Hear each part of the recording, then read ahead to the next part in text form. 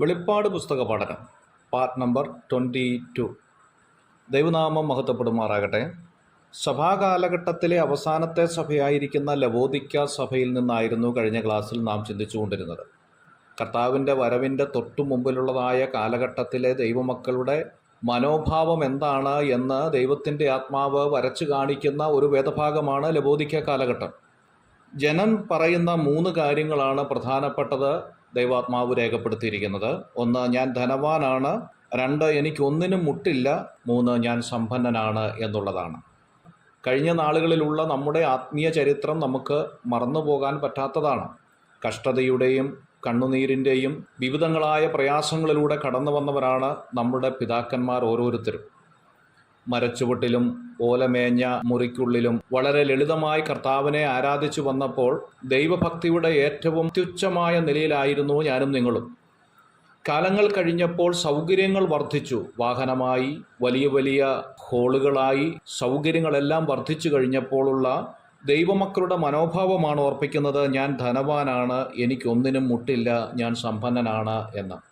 അങ്ങനെയുള്ള ആത്മീയ ലോകത്തെ നോക്കിക്കൊണ്ട് ദൈവാത്മാവ് ഓർപ്പിക്കുന്ന 5 കാര്യമാണ്: നീ നിർഭാഗ്യവാനാണ്, അരിഷ്ടനാണ്, ദരിദ്രനാണ്, കുരുടനാണ്, നഗ്നനാണ് എന്നുള്ളത്. അവരോട് പറയുകയാണ്, നീ നിന്റെ മനോഭാവം വിട്ട് മടങ്ങി വരേണ്ട ആവശ്യമുണ്ട്. ആത്മീയതയുടെ മൂല്യത്തിലേക്ക് മടങ്ങി വരണമെന്നുള്ള ദൈവാത്മാവിൻ്റെ ശക്തമായ ഓർമ്മപ്പെടുത്തലാണ് നാം ചിന്തിച്ചു കൊണ്ടിരുന്നത്.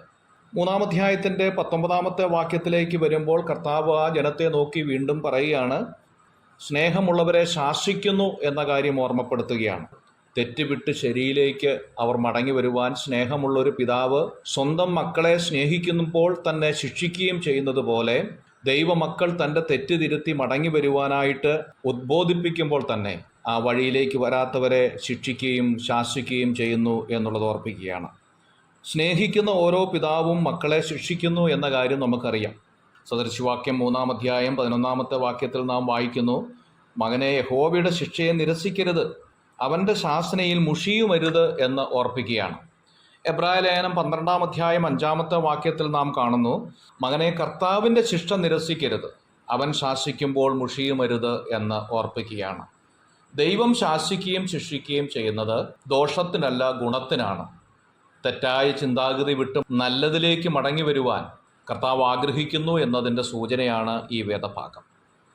3-ാം അധ്യായത്തിൻ്റെ 20-ാമത്തെ വാക്യത്തിലേക്ക് വരുമ്പോൾ വളരെ പ്രധാനപ്പെട്ടതായ ഒരു കാര്യം ഓർമ്മിപ്പിക്കുന്നു. കർത്താവ് വാതിൽക്കൽ നിന്ന് മുട്ടുകയാണ്. കർത്താവ് വാതിൽക്കൽ നിന്ന് മുട്ടുന്നു എന്നതുകൊണ്ട് അർത്ഥമാക്കുന്നത് ഈ കാലത്ത് കർത്താവ് സഭയ്ക്ക് പുറത്തായി എന്നുള്ളതാണ്. അതുകൊണ്ടാണല്ലോ പുറത്തു നിന്ന് മുട്ടുന്നത്. മലാഖിയുടെ കാലം പോലെ നിങ്ങളുടെ യാഗങ്ങൾ എനിക്ക് അറപ്പാണ് എന്ന് പറയുന്ന ഒരു കാലഘട്ടത്തിലേക്ക് കർത്താവിൻ്റെ വരവിൻ്റെ തൊട്ടു മുമ്പുള്ള ആത്മീയ ലോകം എത്തിയിരിക്കുന്നു എന്നതിൻ്റെ ഓർമ്മപ്പെടുത്തലാണ്.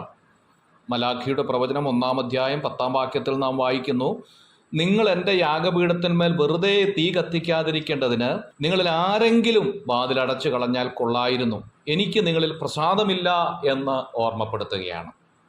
ലൂക്കോസിന്റെ സുവിശേഷം 12-ാം അധ്യായം 35-ാം വാക്യത്തിലേക്ക് വരുമ്പോൾ, നിങ്ങളുടെ അരകെട്ടിയും വിളക്ക് കത്തിയും കൊണ്ടിരിക്കട്ടെ, യജമാനൻ കല്യാണത്തിന് പോയി വന്ന് മുട്ടിയാൽ ഉടനെ വാതിൽ തുറന്നു കൊടുക്കേണ്ടതിന് അവൻ എപ്പോൾ മടങ്ങി വരുമെന്ന് കാത്ത് നിൽക്കുന്ന ആളുകളോട് നിങ്ങൾ തുല്യരായിരിപ്പിൻ എന്ന് പ്രബോധിപ്പിക്കുകയാണ്.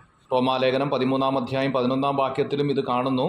ഇത് ചെയ്യേണ്ടത് ഉറക്കത്തിൽ നിന്ന് ഉണരുവാൻ നാഴിക വന്നിരിക്കുന്നു എന്നിങ്ങനെ നിങ്ങൾ അറിയണം എന്ന് പറയുകയാണ്. ലവോദിക്ക കാലത്തിൻ്റെ മറ്റൊരു പ്രത്യേകതയാണ് 2 തിമോഥെയോസ് 3-ാം അധ്യായത്തിൻ്റെ 1 മുതലുള്ള വേദഭാഗങ്ങളിൽ നാം കാണുന്നത്. കർത്താവിന് ഒരിക്കലും ഉൾക്കൊള്ളാൻ പറ്റാത്ത 18 വിധമായ ജഡസ്വഭാവങ്ങളെക്കുറിച്ച് അവിടെ വിവരിക്കുകയാണ്. അന്ത്യകാലത്ത് ദുർഘട സമയം വരും എന്നറിയാം, മനുഷ്യൻ സ്വസ്നേഹികളായി തീരും എന്ന് പറഞ്ഞുകൊണ്ട് ആ കാര്യങ്ങൾ മുന്നോട്ട് പോവുകയാണ്. കർത്താവിൻ്റെ വരവിൻ്റെ തൊട്ടു മുമ്പിൽ ജീവിക്കുന്നവരായ ഞാനും നിങ്ങളും നമ്മുടെ ആത്മീയ സ്ഥിതി എങ്ങനെയിരിക്കുന്നു എന്നുള്ളത് ഒന്ന് വിലയിരുത്താം. കർത്താവിൻ്റെ ഗംഭീരനാദം കേൾക്കുമ്പോൾ പറന്നു പോകുവാൻ ഒരുക്കത്തോടെ നമുക്കായിരിക്കാം. കർത്താവ് അതിനായിട്ട് നമ്മെ സഹായിക്കട്ടെ. God bless you.